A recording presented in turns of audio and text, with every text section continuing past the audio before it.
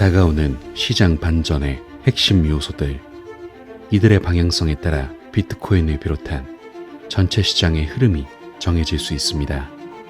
투자자들은 이 핵심에 집중해야 합니다. 안녕하세요. 크립토피아입니다. 금일 브리핑 시작해볼게요. 자, 먼저 시장 추세부터 살펴봐야겠죠. 지난주 6만 3천 달러대에서 시작한 비트코인 가격은 일주일 동안 10%가 넘게 빠졌었는데 하락세가 고조했던 지난 5일에는 일시적으로 5만 3천 달러대를 다녀오기도 했었죠. 하락의 원인으로는 역시 비트코인 매수 모멘텀 약화가 시장 바닥에 깔린 가운데 대규모 매도, 물량 출하에 대한 공포감이 작용한 것으로 풀이되고 있어요. 비트코인 큰손인 독일 정부와 미국 정부가 보유한 비트코인을 거래소로 옮기면서 투자자들의 불안감이 커졌고, 파산한 암호화폐 거래소 마운트곡스는 지난 4일 채무 상환을 시작했죠. 하지만 따져보면 이들이 시장에 매도한 코인 수량은 그다지 많지 않거든요. 독일 정부가 6월 19일부터 하루에 몇백 개씩 도합 9천 개 정도를, 미국 정부는 지난 6월 26일부터 4천 개가량의 비트코인을 기존 지갑에서 출금했는데, 이 중 실제 시장에서 거래되며 매도 압력을 형성한 것은 일부 수량에 불과할 것으로 추정되고 있어 하락이 투자자들의 투심 악화에 기인한 측면이 크다는 말을 하고 싶은 거죠. 그리고 5일 최저점을 기록했던 비트코인은 그날 밤 미국 비트코인 상장지수 펀드 시장이 열리자 5만 6,400달러 부근까지 반등하는 모습을 보였었는데, 이날 미국 비트코인 현물 ETF 시장에는 총 1억 4,300만 달러가 순유입됐거든요. 최근 30일 동안 가장 큰 규모의 자금 순유입이라고 보시면 되는데, 지난 30일간의 비트코인 현물 ETF 순유입 추이를 보면 6월 초 7만 1,500달러를 기록한 후부터 투자자들의 유입세가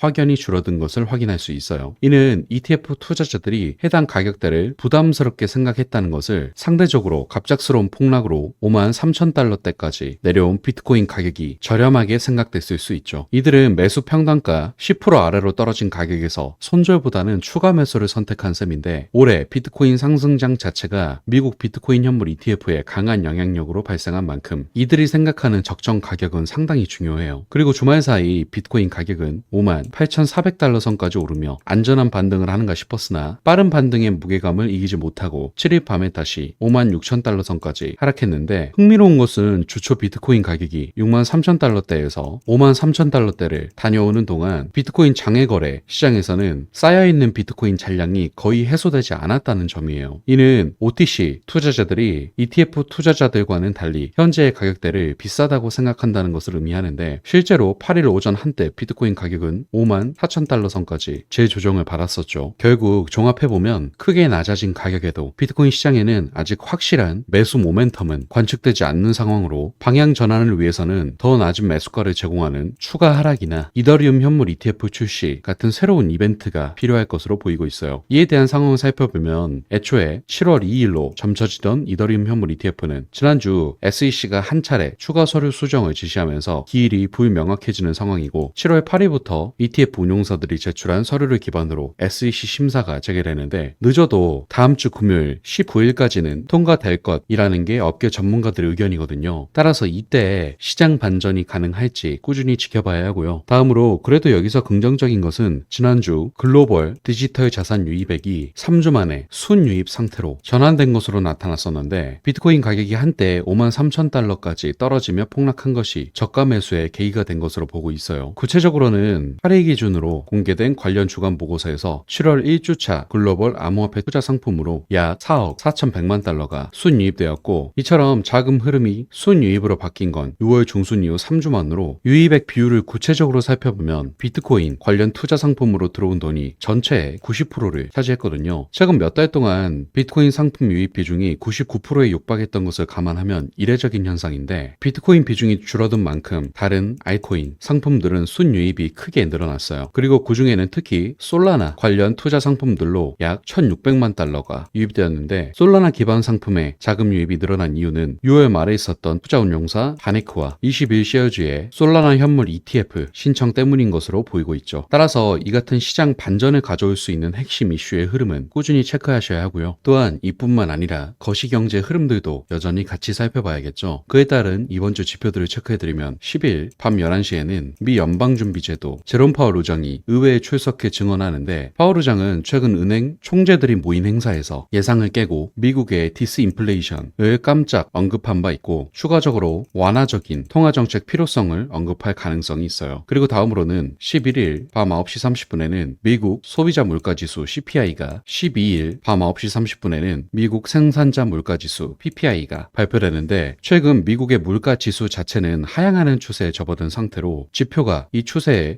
동조하지 않는다면 비트코인 가격에는 나쁘게 작용할 수 있기에 이 점 참고하시길 바랄게요. 다음으로 리플 소식, 그 중에서도 핵심이 되는 소송에 대해서 전해드리려고 하는데, 일단 현재 리플 소송은 SEC와 바이낸스 소송, 그리고 SEC와 코인베이스 소송과 비슷한 면이 있기에 이들 소송을 같이 살펴봐야 하죠. 먼저 SEC와 바이낸스 소송 담당 판사는 바이낸스의 BNB 코인의 2차 시장 판매가 증권이 아니라고 말하며 바이낸스에 유리한 판결을 내렸고, 게다가 판사는 BUSD 스테이블 코인의 2차 시장 판매에 대해서도 바이낸스에 유리한 판결을 내리면서 리플 소송에도 도움이 되는 선례를 만든 상태이고, 다음으로 SEC와 코인베이스의 소송에서 현재 코인베이스는 2023년 8월 처음으로 법원에 기각 신청 MTD를 제출하면서 SEC가 암호화폐 거래소를 규제할 법적 권한이 없다고 주장하고 있는 상태인데, 담당 판사가 만약 코인베이스의 중간 항소 신청을 승인하면 SEC 대 코인베이스 사건은 항소 절차가 완료될 때까지 보류되므로 기각 신청으로 흐름을 성공적으로 뒤집게 되면 이것 역시도 리플에게 큰 도움이 될 수 있죠. 그리고 이렇게 리플에게 유리한 판례가 모이게 되면 리플 소송의 약식 판결과 바이낸스 판결, 그리고 코인베이스 판결까지 모이면서 리플에게 중요한 판례가 3개나 모이는 것이기 때문에 SEC는 결국 크게 타격을 입고 리플을 비롯한 암호화폐 시장에 굴복할 수밖에 없다는 생각이 들어요. 그리고 이와 동시에 SEC는 규제에 대한 불확실성이 계속해서 논란이 되고 있기 때문에 자연스레 구체적인 규제 라인이 만들어질 것이고, 또한 일전부터 말씀드려왔듯 SEC 수장 게리 겐슬러부터 주요 행정부의 핵심 인원들이 쌍물갈이를 당하는 것까지 생각해 볼 수 있기 때문에 지금의 흐름은 리플 그리고 암호화폐 시장에 있어 매우 긍정적으로 흘러가고 있다고 생각하기에 이 점 참고하시길 바라고요. 금일 브리핑은 이것으로 마무리하도록 할게요. 마지막으로 영상 하단에 고정 댓글 보시면 이런 시장의 다양한 관점들에 대해 교류할 수 있는 소통방 링크 있으니까 많은 참여 부탁드릴게요. 감사합니다.